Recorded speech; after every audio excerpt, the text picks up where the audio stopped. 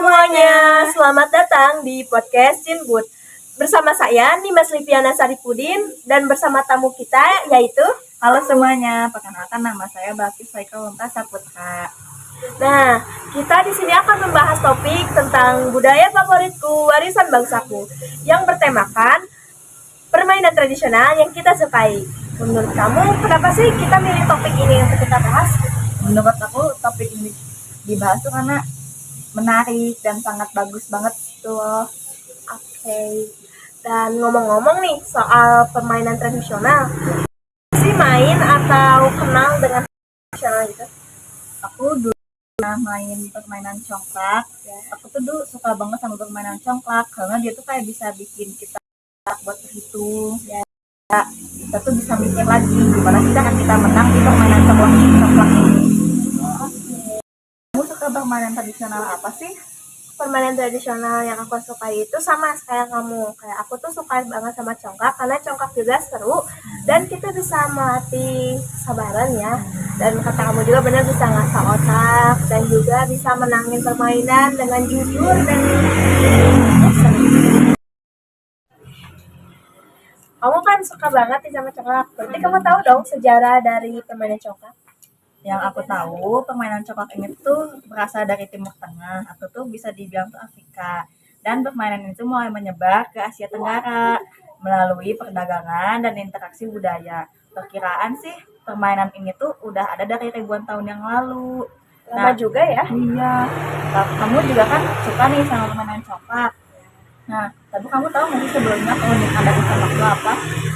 Menurut dari beberapa buku yang aku baca ya, aku pernah dengar itu permainan congklak mempunyai keunikan dari aturan permainan itu mempunyai strategi yang unik dan juga nilai budaya dan edukasi di dalamnya. Ada juga nilai-nilai lainnya seperti kejujuran, bertanggung jawab, berpikir secara kritis, dan juga motorik halus. Kamu juga tahu gak sih aturan-aturan main congklak?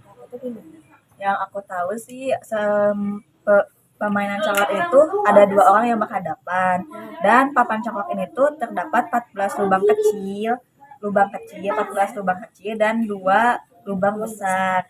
Dan papan congklak yang lubangnya kecil tuh biasanya diisi 5 sampai 7 biji congklak. Oh, terus aku mau nanya lagi ya. Menurut kamu permainan congklak ini masih sering dimainin gak sih, atau udah kegeser sama teknologi zaman sekarang? Menurut aku sih di daerah aku tuh udah mulai gak ada yang main congklak, dan kata-kata anak sekecil kita yang dulu tuh sekarang tuh pada bergantung pada handphone. Sekali sih, soalnya di daerahku juga ya nih kayak jarang, malah nggak sama sekali main permainan congklak gitu. Mau permainan lain atau apapun itu gak pernah ada sama sekali. Nah, kan kita udah bahas nih ya semua tentang congklak, mulai dari sejarah, keunikan, dan aturan bermain.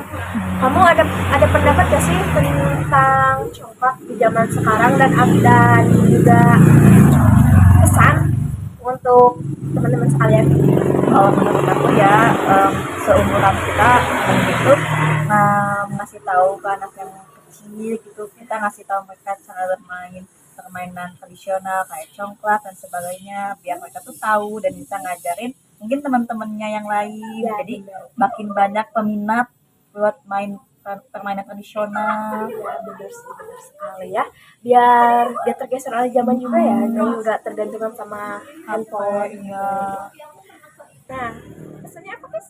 Kalau aku, kita harus lebih semangat ya buat melestarikan kebudayaan kita, apalagi permainan tradisional nih.